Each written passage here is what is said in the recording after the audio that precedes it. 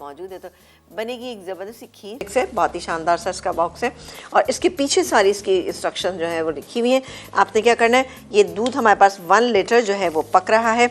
मैं बस सिर्फ एक काम करती हूँ, यहाँ पर देखिए थोड़ा सा मुझे अपनी चलानी पड़ जाती है क्योंकि मुझे इसको रेसिपी को कंप्लीट करना है। सब चीज़ें इसके अंदर मिक्स है, चीनी इसमें मिक्स है, बादाम पिस्ते हर चीज़ इसके अंदर मिक्स है, चावल इसमें मिक्स है। मतलब अब आपको 1 लीटर दूध की अगर आपको खीर बनानी है तो आपको परेशान होने की जरूरत नहीं। फौजी का ये स्पेशल खीर मिक्स अगर आपके पास मौजूद है तो टेंशन फ्री हो जाए। चले ये मैं इस पर डाल देती हूँ, ठीक है, थोड़ा सा। हाँ, 1 लीटर दूध के अंदर अब हम इसको मुसलसल चलाते रहेंगे। मैं मुसलसल चला तो ये आप बस पैकेट डालें और भूल जाइए, लेकिन शुरू में आपको चलाना पड़ता है।